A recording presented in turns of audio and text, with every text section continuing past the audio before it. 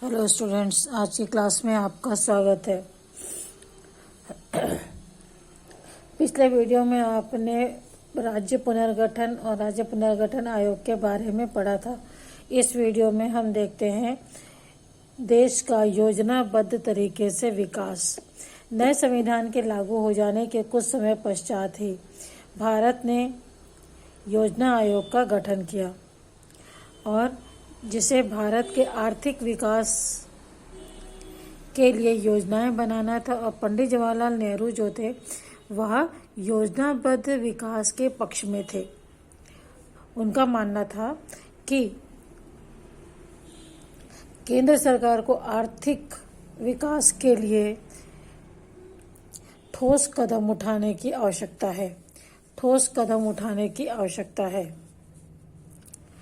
और योजना आयोग ने पंचवर्षीय योजनाओं का प्रस्ताव रखा और विकास के लिए एक मिश्रित अर्थव्यवस्था की नींव रखी, जिसमें शासकीय और निजी दोनों ही क्षेत्र के लोगों को काम मिल सके, दोनों ही क्षेत्र के लोग मिलकर काम कर सके। निजी क्षेत्र अर्थात प्राइवेट सेक्टर जो है, प्राइवेट कंपनियां, प्राइवेट उद्योग जो है वो और सरकारी दोनों आपस में मिल करके देश का योजनाबद्ध तरीके से विकास करें। इसे ही मिश्रित अर्थव्यवस्था कहा गया है। मिश्रित अर्थव्यवस्था में दोनों ही क्षेत्रों के लोग मिल करके पंचवर्षीय योजनाओं के द्वारा देश के विकास करने की नींव सरकार द्वारा रखी गई। और प्रथम पंचवर्षीय योजना जो है 1951 से 1956 तक चली। पंचवर्षीय योजनाओं का ही विकास का लक्ष्य क्यों रखा गया? क्योंकि कोई भी सरकार जो है लोकतंत्र में केवल 5 वर्ष के लिए रहती है। 5 वर्ष के पश्चात पुनः चुनाव होता है और उसके पश्चात नई सरकार चुनकर आती है। कई बार इस प्रकार की संभावनाएं हम देखते हैं कि 5 वर्ष के बाद सरकार बदल जाती है। ऐसी स्थिति में हो सकता है कि पुरानी सरकार द्वारा जो योजनाएं जारी की गई थी या चलाई जा रही थी उसे नई सरकार आगे न बढ़ाए। इस कारण पंचवर्षीय योजनाओं का लक्ष्य रखा गया होगा। कृषि के विकास पर प्रथम पंचवर्षीय योजना में जो है कृषि के विकास पर जोर दिया गया। मैंने इससे पहले भी आप लोग को बताया है कि भारत में जब स्वतंत्र हुआ था उस समय कृषि का विकास उतना नहीं था जिससे कि देश की आवश्यकताओं को पूरा किया जा सके। ऐसी स्थिति में भारत का सबसे पहला लक्ष्य अपने देश के लोगों के लिए भोजन की सुरक्षा मुख्य रहा होगा। ऐसी स्थिति में उन्हें भोजन अर्थात कृषि के विकास पर ध्यान देने की आवश्यकता थी और इसके लिए सबसे पहला काम जो किया गया वह है नहरों का निर्माण और ग्रामीण स्तर पर सामुदायिक विकास कार्यक्रम, विशाल बांधों का बनवाना आदि इसके प्रमुख लक्ष्य रहे होंगे। परंतु इस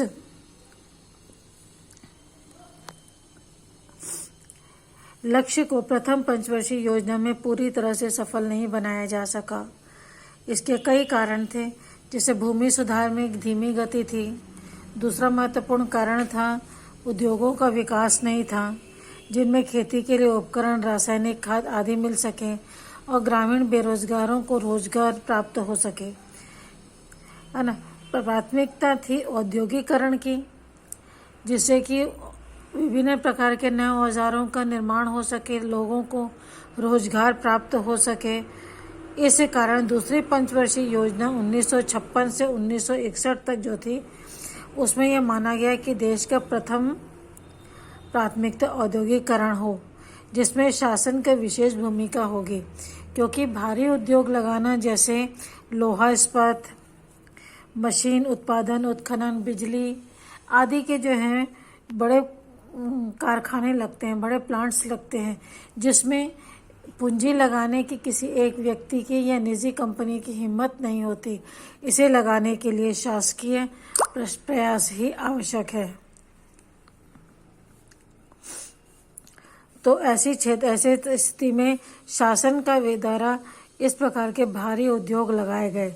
दूसरी तरफ मंझोले और छोटे उद्योगों में निजी क्षेत्र की भागीदारी भी तय की गई। यदि छोटे उद्योग या मीडियम उद्योग लगाए जाते हैं तो उसमें प्राइवेट सेक्टर के लोगों को भी भागीदारी प्राप्त होने लगी या होगी। इस प्रकार की नीति सरकार द्वारा बनाई गई जिससे कि देश का विकास किया जा सके। कारखानों के विकास के साथ साथ यह हुआ कि शहरों का भी विकास हुआ, क्योंकि कारखानों में काम करने के लिए जो मजदूर थे वे बाहर से गांव से आकर शहरों में रहने लगे। इस प्रकार शहरों का औद्योगिकरण के विकास और सेवा क्षेत्र के भी विकास होगा। इससे क्या हुआ, रोजगार की तलाश में लोग शहरों में आके रहने लगे। उद्योगों के विकास के साथ साथ सेवा क्षेत्र में भी विकास हुआ, जैसे परिवहन, बैंक, बीमा, डाक सेवा, ये सभी परिवहन के ही साधन हैं, जिससे कि लोगों को रोजगार उपलब्ध होने लगा। योजनाबद्ध विकास से देश में औद्योगिकरण के जरूरी बुनियाद तो बनी, मगर उपेक्षा अनुसार देश में गरीबी दूर नहीं हो सकी। 1970 के दशक में देश में गरीबी उन्मूलन और रोजगार के अवसर बढ़ाने के लिए विशेष कार्यक्रम शुरू किए गए। इन बातों के बारे में अर्थशास्त्र में हम पढ़ेंगे। इस प्रकार हम देखते हैं कि स्वतंत्र भारत को योजनाबद्ध तरीके से विकास करने के लिए न केवल एक लोकतांत्रिक और विकेंद्रीकृत राज्य का निर्माण किया, बल्कि साथ साथ सामाजिक बदलाव और आर्थिक विकास का भी बीड़ा सरकार ने उठाया था। इस प्रकार योजनाबद्ध तरीके से विकास के लिए सरकार ने अथक प्रयत्न किए थे। इसके आगे देखते हैं हम भारत की विदेश नीति। विदेश नीति का अर्थ है कि हमारा दूसरे देशों के साथ किस प्रकार का संबंध होगा। विदेश नीति और पड़ोस के साथ संबंध, जैसे हम अपने पड़ोसियों के साथ संबंध बनाते हैं, ठीक इसी प्रकार प्रत्येक देश को भी अपने पड़ोसी देशों के साथ संबंध स्थापित करने होते हैं। जैसे कि हमारे प्रत्येक व्यक्ति के साथ अच्छे संबंध हो यह आवश्यक नहीं है। किसी पड़ोसी के साथ हमारे बहुत अच्छे संबंध है, किसी के साथ सामान्य है और किसी के साथ कटुतापूर्ण होते हैं। से यही स्थिति भारत के साथ भी हुई है। अंतर्राष्ट्रीय समुदाय में एक देश के द्वारा दूसरे देशों के साथ संबंध स्थापित करने की नीति उसकी विदेश नीति कहलाती है। अक्सर प्रत्येक देश की विदेश नीति उसके आदर्शों, हितों और जरूरतों से तय होती है। भारत की विदेश नीति भी उसकी जरूरतों और हितों के आधार पर तय हुई थी। हितों की सुरक्षा का नतीजा है। भारत की विदेश नीति का विश्लेषण करने से पहले यह जानना जरूरी है कि जिस समय भारत स्वतंत्र हुआ था उस समय विश्व जो है दो गुटों में बटा हुआ था। एक सोवियत रूस का था और दूसरा था संयुक्त राज्य अमेरिका का। उस समय राजनीतिक परिस्थितियां कैसी थी? दूसरे विश्व युद्ध के बाद भारत सहित दुनिया के अन्य देश भी, खासकर एशिया और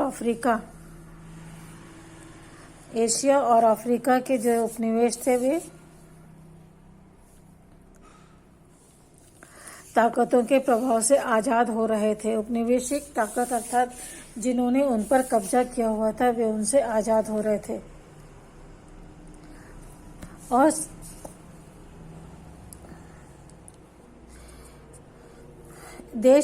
ये देश जो थे, खासकर ये देश जो थे उनमें एक साथ खड़े हों और एक दूसरे का सहारा दें, ऐसी स्थिति भारत ऐसे अपनी विदेश नीति बनाना चाहता था जिससे कि ये सभी देश एक दूसरे के साथ खड़े रहें और एक दूसरे का सहारा बने। लगभग उस समय दुनिया में राजनीतिक स्थिति जो थी वह दो गुटों में विभाजित थी। उनमें एक हिस्सा अमेरिका के नेतृत्व में था तो दूसरा हिस्सा में सोवियत रूस संघ की अगुवाई में था, अर्थात सोवियत रूस की अगुवाई में था। भारत इस समय इन दोनों गुटोंबाजी में फंसना नहीं चाहता था, अर्थात दोनों गुटों से स्वतंत्र रह करके अपनी विदेश नीति बनाना चाहता था, क्योंकि किसी भी गुट में बढ़ने से क्या होगा, हमारी अपनी स्वतंत्र जो इच्छा है या हमारी स्वतंत्र राय जो है उसकी कोई कीमत नहीं रह जाती है।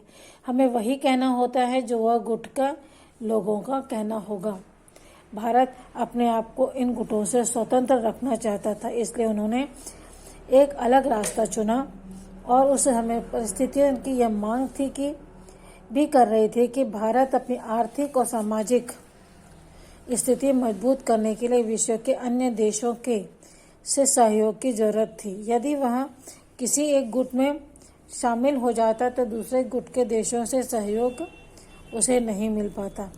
भारत उस समय नया स्वतंत्र हुआ था और हमारी राजनीतिक, सामाजिक, आर्थिक स्थिति ऐसी थी कि हमें प्रत्येक देश की सहायता और सलाह की आवश्यकता थी। यदि भारत किसी एक गुट में मिल जाता तो संभव था कि दूसरे गुट के जो देश थे उनकी सहायता उन्हें प्राप्त न होती। यदि वह किसी एक गुट में मिल जाता तो दूसरे गुट के देशों का सहयोग उसे नहीं मिल पाता। इसलिए भारतीय संविधान में शांति और सह अस्तित्व के मूल्य को स्वीकार किया गया। शांतिपूर्वक दूसरे देशों के अस्तित्व को स्वीकार करते हुए अपने अस्तित्व का विस्तार करना सह अस्तित्व कहलाता है। यदि भारत किसी एक गुट में मिल जाता तो हो सकता है कि यह विश्व शांति में अपना किसी एक गुट में मिल जाता तो वह शांतिपूर्ण सह अस्तित्व के लिए खतरा उत्पन्न हो सकता था और इसी आधार पर अपनी नीति को वह अपनी स्वतंत्र विदेश नीति नहीं बना पाता। आज भारत जो भी काम करता है, जो भी फैसले लेता है विश्व की राजनीति को देखते हुए, वह उसे सोच समझकर और स्वतंत्रता पूर्वक ले सकता है। इसीलिए भारत ने दोनों ही गुटों में शामिल होना स्वीकार नहीं किया था और उन्होंने एक अपना अलग ही नीति बनाई जिसे धर्मनिरपेक्ष नीति या गुट निरपेक्ष नीति कहा जाता है।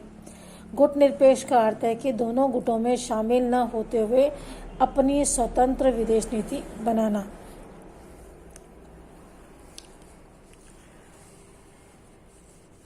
देशों के सहयोग से इन दोनों गुटों में दूर रहने की नीति अपनाई।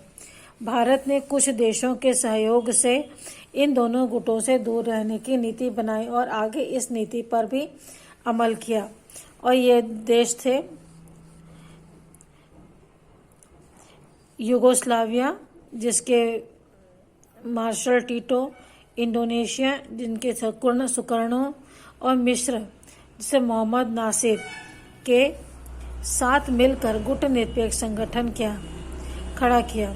मार्शल टीटो, सुकर्णो और नासिर और पंडित नेहरू को ही इस आंदोलन के प्रमुख नेताओं के रूप में देखा जाता था। इन चारों ने मिलकर एक स्वतंत्र गुट स्थापित किया जिसका नाम दिया गया गुट निरपेक्ष गुट। मैंने अभी बताया गुट निरपेक्ष का क्या अर्थ है। गुट निरपेक्ष के इस दल में शामिल होने के पश्चात भी सभी देशों ने अपने लिए स्वतंत्र विदेश नीति अपनाई। उसके अर्थ यह नहीं था कि गुट निरपेक्ष आंदोलन में शामिल हुए हैं तो इस दल की नीतियों के अनुसार ही कार्य करें। वे अपनी स्वतंत्र विदेश नीति बनाने के लिए और उसे अमल में लाने के लिए वे स्वतंत्र थे। इस आंदोलन का मुख्य उद्देश्य था नव स्वतंत्र राष्ट्रों को अमेरिका और रूसी गुटों से दूर रखकर अपनी स्वतंत्र विदेश नीति का विकास तथा द्विध्रुवीय विश्व को बहुध्रुवीय बनाना। दो ध्रुवीय यानी अमेरिका और सोवियत रूस। अब इसमें गुट निरपेक्ष दल भी शामिल हो गया तो इस प्रकार से यह बहुध्रुवीय गुट बन गया। विश्व में 3 गुट हो गए, अब 2 थे पहले, अब 3 हो गए। गुट निरपेक्ष देशों की यह नीति भी अपनाई कि अंतर्राष्ट्रीय मामलों में किसी भी विषय पर गुण दोष के आधार पर अपना मत तय करेंगे, केवल इस आधार पर नहीं कि वह रूस या अमेरिका के द्वारा समर्थित है। किसी भी समस्या के प्रति वे स्वतंत्र नीति अपनाएंगे।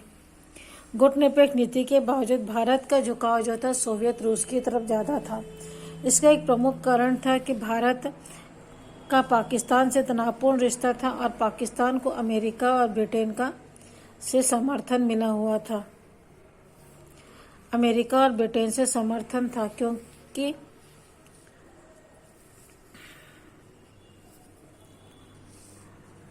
भारत रूस के करीब होकर भी अपनी स्थिति मजबूत करना चाहता था। रूस से भारत को न केवल राजनीतिक मदद मिली बल्कि अपने योजनाबद्ध औद्योगिकरण की नीति में भी सहायता मिली। सोवियत संघ की ही सहायता से भिलाई इस्पात कारखाना स्थापित हो पाया। इस करीबी के बावजूद भारत कभी भी सोवियत संघ के सैनिक गुटों में शामिल नहीं हुआ।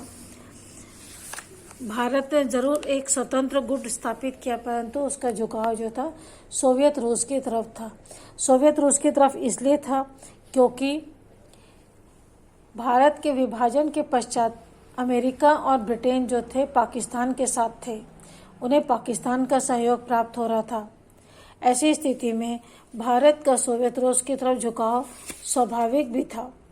दूसरा प्रमुख कारण यह था कि देश के योजनाबद्ध औद्योगिक विकास में सोवियत रूस ने भारत की मदद की थी। भिलाई स्टील प्लांट आप सभी जानते हैं, इसका निर्माण सोवियत संघ के प्रयासों से ही संभव हो पाया था। सोवियत संघ के प्रयासों भिलाई स्टील प्लांट ही नहीं बल्कि भिलाई नगर स्थापना की योजना में भी उन्हीं का सहयोग शामिल था। तो बच्चों, इस वीडियो में इतना ही। इसके आगे अगले वीडियो में देखेंगे। Okay, bye.